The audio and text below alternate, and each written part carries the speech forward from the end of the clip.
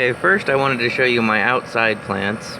This is the basil and the tomato. Okay, over here we have some more tomato plants. None of them seem to be doing super well. They seem to be okay. And then I've got my lettuce over here, which actually this was the first one that popped out. And it looks like it's starting to die a little bit here, but it seems to be another little one going right down there. But that's outside.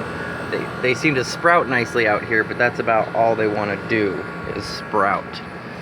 This basil's looking okay. Basil's pretty easy to grow pretty much anywhere though. So, and now I'll take you inside and show you the inside stuff. Okay, so inside here we have the pea sprouts on the back here. We got the big 3 pea sprouts.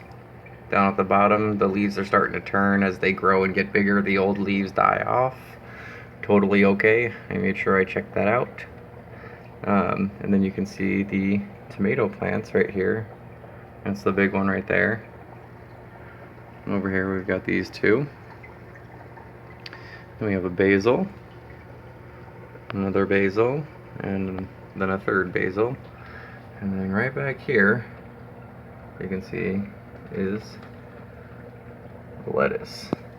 It's just starting to get its separate heads looking stuff growing and everything.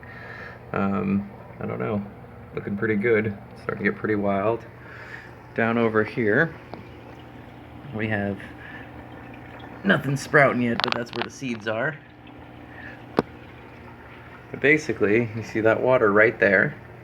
That water is in this tube that goes down into here where that pump is, and that pump is filtering out all the fish poop and water from in here, from all these little guys. After I feed them, they poop naturally. That pump then sucks it up this tube and spits it out here and gives all these plants the nutrients that it needs. Well, you can't see them, but in the rocks there's actually worms. Those worms help break down the fish poop into a nutrient for the plant, or at least a better nutrient for the plant. The plant could handle just the fish poop, but it does better with the worms, breaking it down a little bit more. Breaks all the nitrates down. And then over here, you can see this, and you can see the water in there a little bit. Once it gets to that high level, where the dirty line is right there, it's the water level, it will overflow and then backflow down this PVC pipe and back into the fish tank right there. So you can kind of see it. It's a little bit blurry because of the light. Let's see. There you go.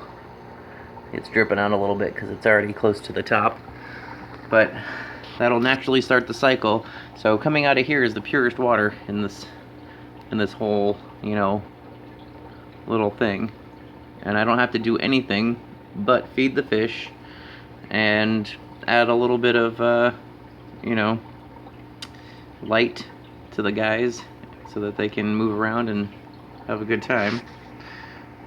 But that's about it. Eventually this is going to be hanging right here and connected to this pipe, and then this one is going to be connected to this one. Then that'll be connected to a piece of PVC like this to go back into the fish tank. And then in here is where I'll have my leafy things like my lettuce, my cilantro, the thyme, the basil, anything that we're going to just trim off to make, you know, cuts for dinner and stuff. So, well, that's about it. I hope you are excited about it just as much as I am. You use 1/3 of the amount of water you would use with regular gardening, if not even less. Takes less energy because everything's LED lights. You can grow all year round. You can do bigger systems if you have more room, smaller systems if you got, you know, less room, I guess. You can do these in a small Coke bottle with 1 fish. It's pretty neat. But have a good day.